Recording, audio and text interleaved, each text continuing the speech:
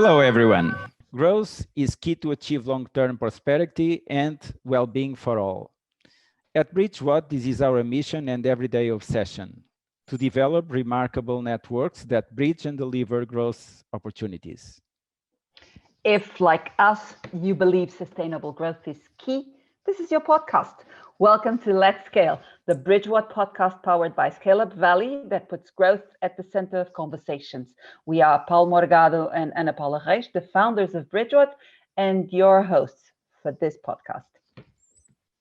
Today we have with us Ilkka Huotelin, CEO and co-founder of Big Customer Smart. Ilkka, tell us, what is Big Customer Smart?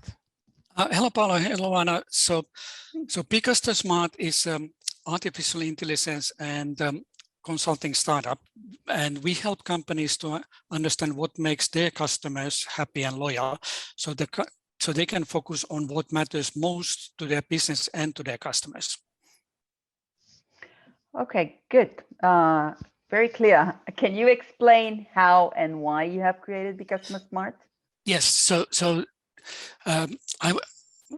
So background is that I was talking with a couple of industry leaders, and we could see, based on the conversations with them, that there are unmet needs in the market, and we decided to address those. So the first conversation was with the CEO of a fintech company who was struggling to understand what is the link between customer experience and customer experience improvements to his financial performance. So he wanted to provide business optimal customer experience, and with the current tools and methods, he was not able to understand what drives the customer experience and the financial returns. In the second case, we were doing prediction of customers at risk of leaving at the Finnish energy company, and they liked our artificial intelligence prediction tool and the accuracy, but they asked if it would be possible to know why each customer was leaving. So for them, only if they knew the reason, they could fix it. And that was not possible then. So the machine learning models that were available were able to predict churn very accurately, but they were black boxes. So it was not possible to tell much of the causes of the churn. So these were the things that we saw are not answered in the market, and we wanted to address those. Okay, so if you had to summarize the major learnings from these projects, because I believe you were starting these work projects at the beginning of your activity, what would be the major learnings that we extract from this project that could be useful for our audience? So a lot of companies base their decisions on either gut feeling or sort of like incomplete or like outdated facts. So what we believe is in evidence-based decision making, and we believe that this decision should be made on full information, and it's most up-to-date, most accurate information.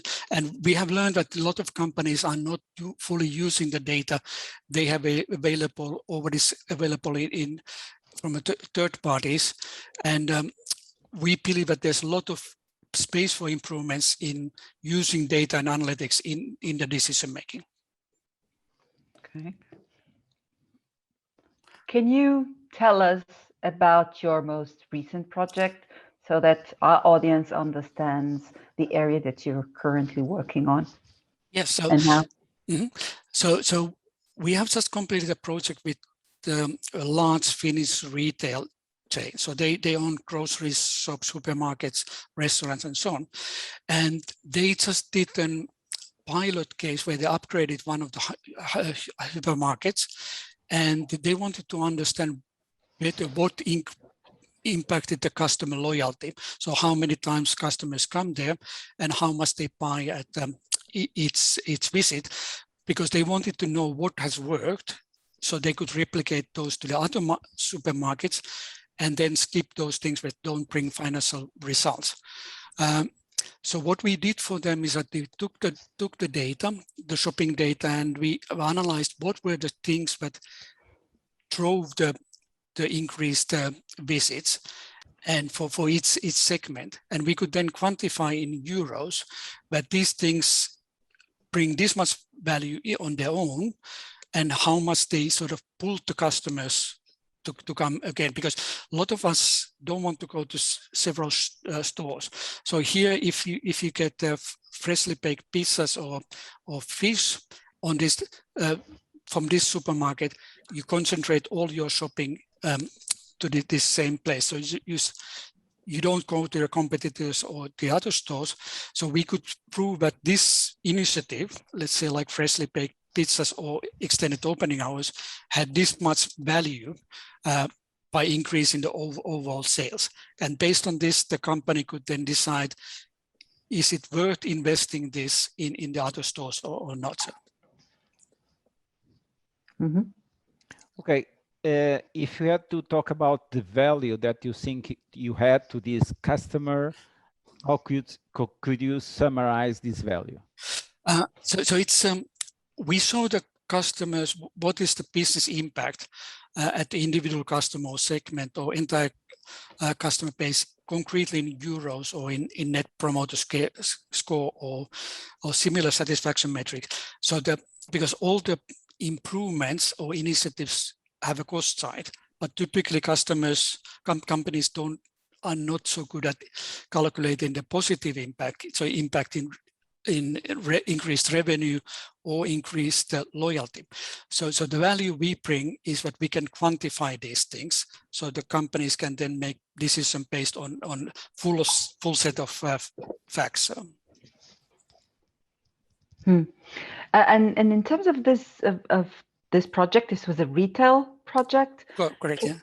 Can you tell us about your major learnings and things that you can apply not only in terms of this project, but for this industry as well? So I think it's important always for the companies to verify their assumptions. So like here in some of the learnings we could show them was that some of their assumptions were correct, and then they could have facts based on those assumptions. But some of the assumptions they had were not proven with the data and with the analytics. So they could sort of then revisit those. So it's sort of the value and the learnings from here was that you should always question your assumptions and either prove them wrong or sort of prove them wrong and then sort of revisit them. So. Okay, since it was a retail company, the concept of client journey and client experience were present. Can you tell us a bit more about this? That means, where do you look in terms of when you put on client's shoes? Where do you look? What are the typical interactions that the client has with the company that are subject to your analysis? Mm-hmm. Please tell us from the client shoes. Yes. So we always look at it from the, let's say, the customer side. So like what are the interactions the customer has with the company, like in this case of a retailer, or if it's insurance company or so on. And we look at what data there is from this interaction. So like what was the waiting time, if you had to call, was the things result in. So we look at it from the customer eyes, what they experience, and we turn those experience as far as possible into data points. So we look at the data that the company has and see what we can derive, how we can derive the experience from that. So it's sort of very much sort of building like customer view and like how would customer feel about it. So because many companies they look at this from the internal processes point of view, but we approach it only from the customer point of view. And what can you tell us about the data that companies have related to this information? Because is easier when companies have already the data, but is a little bit difficult when companies do not have the data regarding customer journeys and so on. So please compare what is the comparison between a company that is sophisticated in terms of data and a company that is not sophisticated in terms of data. What would be your different approach? Yeah, so we typically focus on companies who have, let's say, large customer base. So it's B2C or B2SME. So they can't know all the individual customers, but the customers are identified. So like in the retail case, there's like a loyalty card. So we know when they interact with the shop. And the third thing, that they're digital footprints. So a lot of our customers, when we approach them first time, when we start a conversation, they say that they don't have the data. But in our experience, almost always companies have enough data to do something, to start the analysis. So, and it's, let's say that no company has perfect data. So companies shouldn't wait for everything to be ready before starting analyzing the customer experience from a data point of view. So some companies have more data, and it's easier to do, but many of them we analyze the data they have today, and then we at the same time advise that if you start collecting this data, then in a few months' time we can do a deeper analysis. And another thing what companies ask is, especially in Europe, is this GDPR. We don't work with any customer identifiable data, so we use pseudonymized data. So there's no risk of violating customer privacy. So we don't need to know the names and so on. So we work with customer IDs, which don't reveal the true identity of a customer. And in terms of, we've been talking about retail because of your most recent project, but can you tell us about other industries that you have been working with, and others that you think that even if you haven't, could really benefit from looking into a solution like yours? Yes, so our focus industries is retail, and especially the e-retail or omnichannel retail. And then it's insurance and retail banking, because there's a lot of data and digital interactions nowadays there. Then it's long distance travel, like airlines, car rental, cruises, and now we are very much focusing on the hotels. So that industry was, of course, very much impacted by COVID, but now we see very much promise in that tourism and travel industry, because people have new expectations. So understanding what are the customer, what matters to customers in this new sort of new normal. So. You're raising an interesting subject there, which is this new normal and its impact in churn. Is there anything that you can tell us about it? So I think this comes to what I mentioned earlier, but using the old assumptions. So it's very risky to assume that customers want exactly the same things as before COVID. So that's why we believe that this kind of monitoring what matters to our customers constantly is very important, because COVID is not yet over and there's governmental regulations are changing. So monitoring that sort of constantly, what matters to customers, companies then can really be more relevant to the customers, and then also capture market share. Right. So let's talk now about the relationship between Big Customer Smart and Bridgewhat. Okay, I remember that we had the first conversation some months ago. So basically, at the time, you didn't know anything about Bridgewhat. Can you tell us what was from your side the process of joining our company, and then what are the goals that your learnings about Bridgewhat, and then the goals that we have today, and for the partnership that we have, and for your own objectives as a company? Yeah, So when we started the conversation with Bridgewater, we found your concept very interesting, but you are reaching the, let's say, the larger companies or companies with needs, with companies like ours who are providing solutions. So it's important for us because for us to find the right contacts and right people, that takes a lot of effort. So when there's like a trusted platform where Bridgewater has verified and so like selected partners, we feel that adds value to us, that we can have a conversations with relevant people in so like environment where the so like but we have been sort of selected into this platform. So you were asking about our expectations. Yes. So we of course like what is your team is growth. So we are of course looking very much for growth.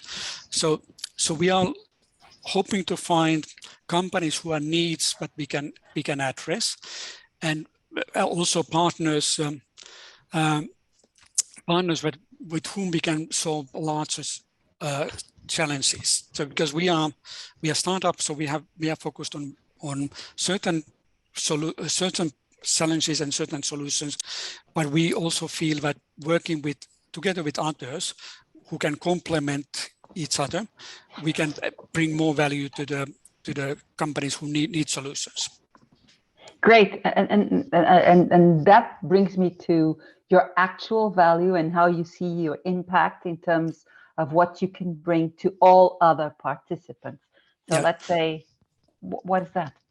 Yes, so we believe that, you know, when we add forces with other companies, so we have expertise, so we analyze customer data, we understand what makes customers happy and loyal, but that's part of the growth challenge that companies have. So we believe that working together with other companies who can complement that, maybe they, you know, bring these insights into actions. Maybe they help companies then to reduce churn. We tell what causes churn, but these companies can then add. So we can complement each other and bring more complete solutions and bring results to the companies. Okay, well, you know that the priority of Bridgewater is now at the beginning of the company Iberia, so the Spanish and the Portuguese market. Could you tell us your plans for these two countries, not only in terms of geography, but also in terms of the type of sectors that you want to address and so on? Yes. So we have been growing quite well in Northern and Central Europe. So Iberia is a very interesting market for us. So we see a lot of potential there. So especially like in both in Portugal and Spain, the travel industry is very strong. So we are in discussions with one large hotel chain there, as they are transforming their business to be more customer centric, and they are focusing more on loyalty. So we see a lot of opportunities there. Then banking, insurance are both also very strong industries in Iberia. And one thing which I forgot to mention earlier is telecom, that, you know, we find very, very interesting. So I think the types of companies in Iberia are very much sort of relevant for what the industries what we are focusing on, and we see a lot of opportunities there. So very good. And being a startup, growth is really important for your business as in general, but for a startup that's even more acute, I would say. Would you give us your definition of growth and of the way you see it? Yeah. So we see growth first of all, it's of course like number of customers and monetary value, but we also see growth very much in sort of like being able to bring more value to the customers, so like solve larger problems and other problems. So we are now focusing on a couple of challenges companies have, but we want also to grow, but we, in that sense, but we bring more strategic value to the customers, and we provide solutions to more problems. So it's growth in, let's say, selling more to more customers the same thing, but selling more things to the same customers as well. Mm-hmm.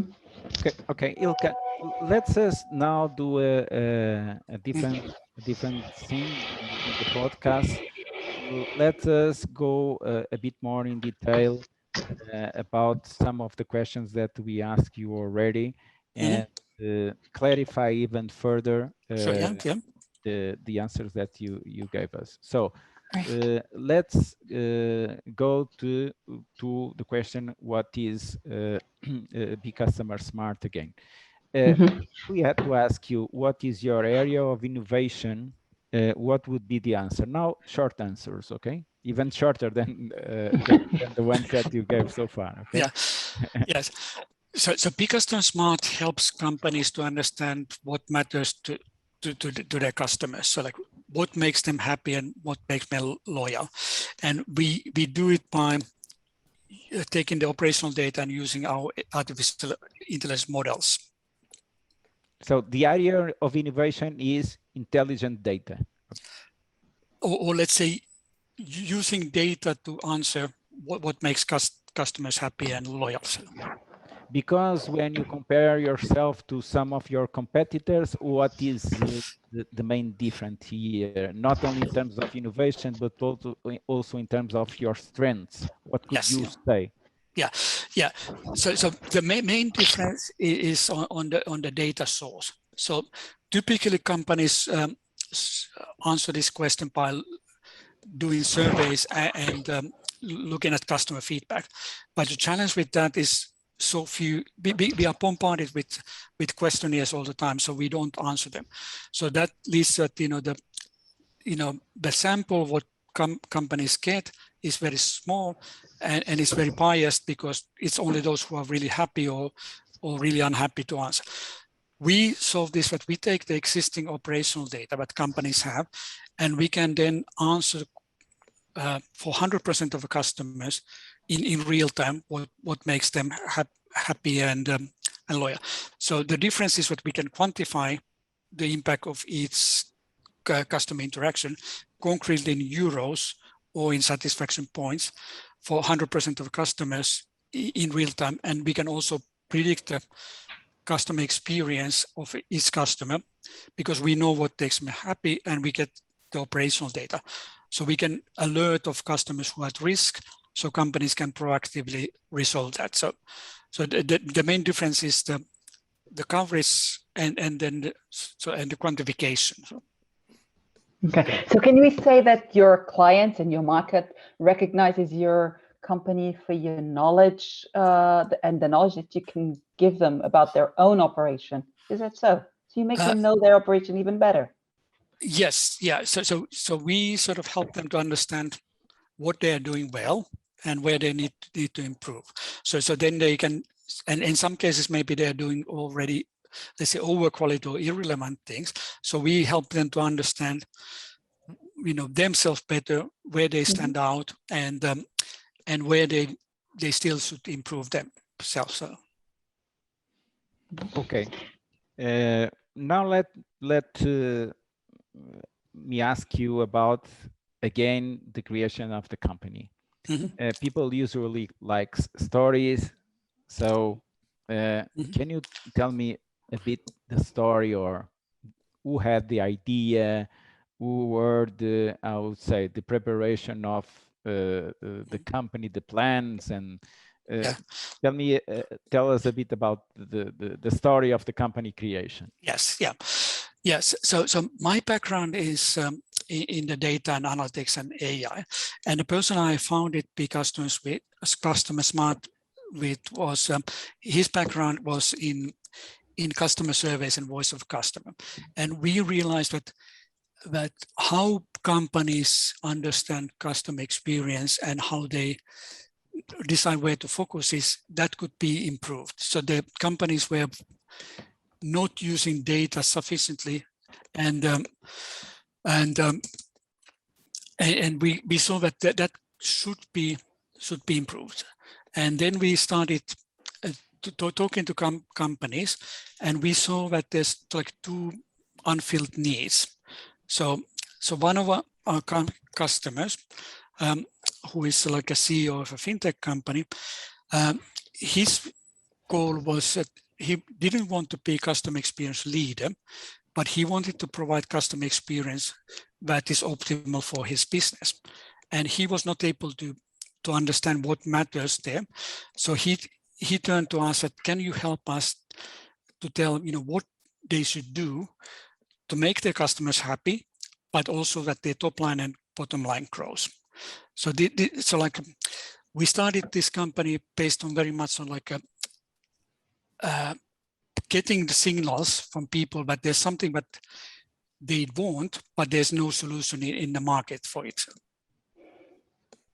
Okay.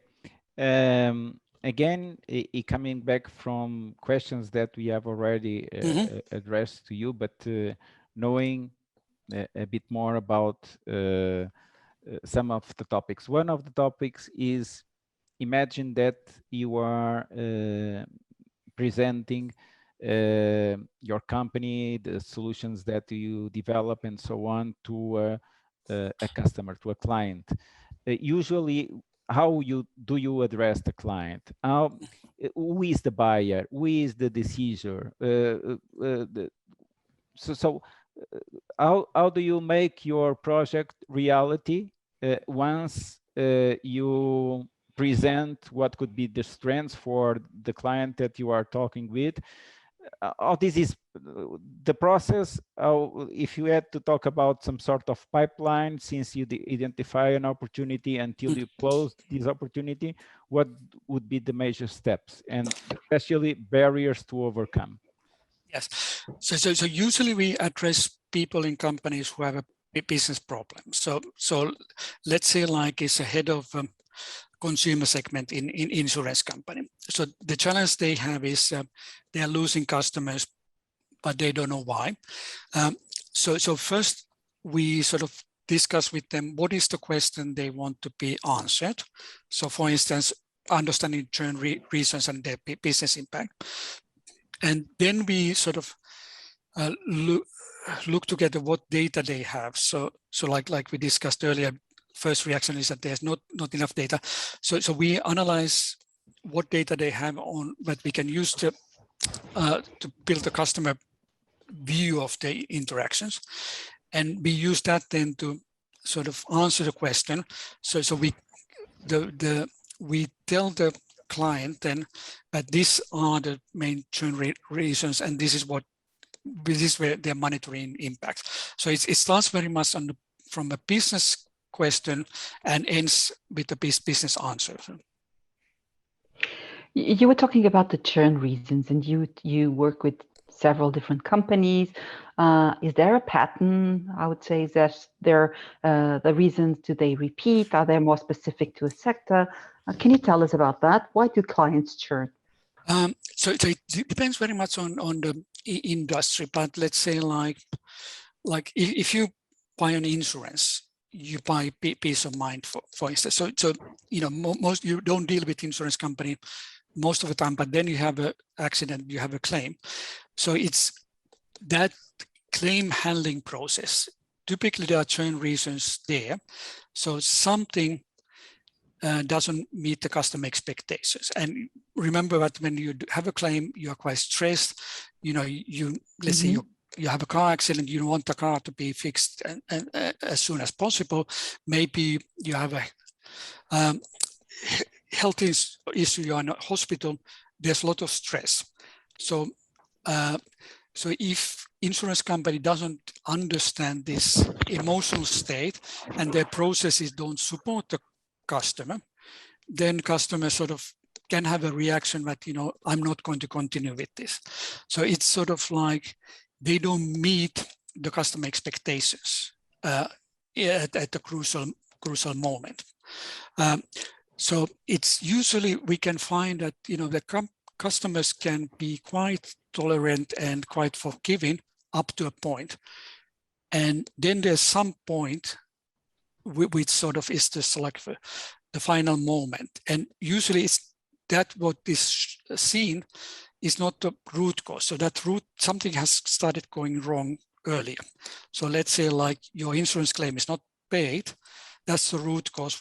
And then they, you know, you try to call them, it takes ages to get through. The person you talk to doesn't know, can't give you an answer, ask you to call another line. So the root cause is where customers started getting annoyed, and then following actions, company couldn't meet the expectations, and that sort of they still would have had the chance to correct that thing. But what we show from our tool, we can show that each interaction where the churn probability was lowered, customers were more happy, and where the thing started going wrong.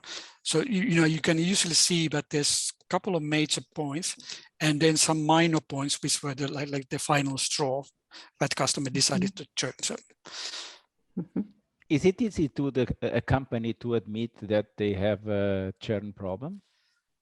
I think most companies acknowledge they have a churn problem.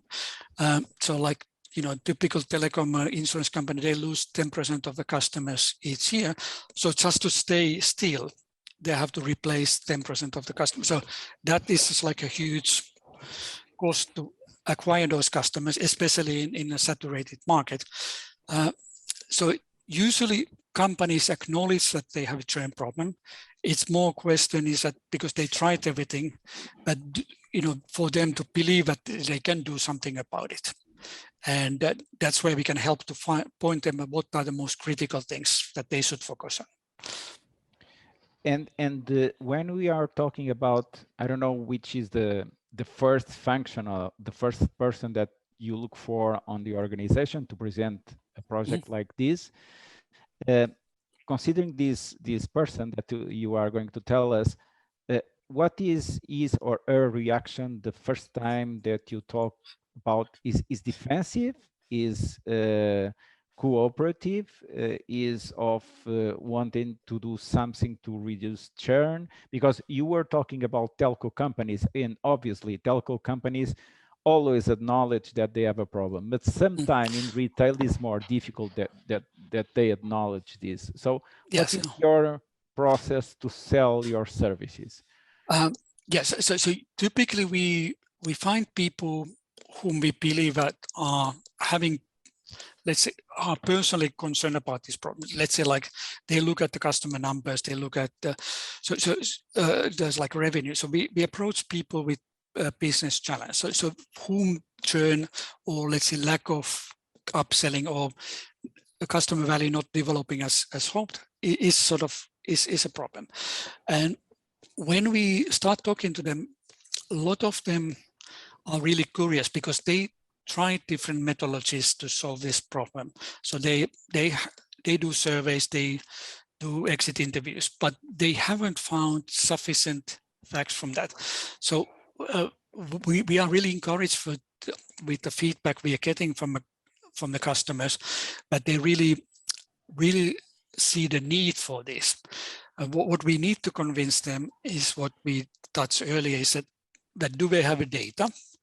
And our experience says most likely they do have. And then we have to discuss the questions about GDPR, the privacy and this, but they can do this from a legal point of view. And we have experience with the large banks and so on, so that there's a way that you can do it without risking any privacy topics. So. Yeah. One last question. Mm-hmm. There are a lot of companies that rely on Net Promoter Score to control churn. What do you have? What is your opinion about Net Promoter Score and the way you obtain this data? So I would say Net Promoter Score is maybe not perfect, but it's sort of widely used, and if that's the measure that companies use, we can work with that. Some companies use customer satisfaction score, some companies use customer effort score. So the main thing is that they measure it, the customer satisfaction with something, because if you don't measure, you don't know it. But even if there's no measurements of customer satisfaction, or those surveys are done anonymously, Churn we can always look, because that's based, that data we can get from the CRM. So even if there's no NPS, we can still work with the company. So Net Promoter Score is sort of, my personal view is that it has a lot of cultural interpretation, or let's say in different cultures, people interpret differently. So it's not easily comparable, but if you look at within the same company in the same country, Net Promoter Score is very useful looking at if you're improving or decreasing their satisfactions. So using that to follow trends is useful. So. Ilkka, thank you very much for the time that we spent together.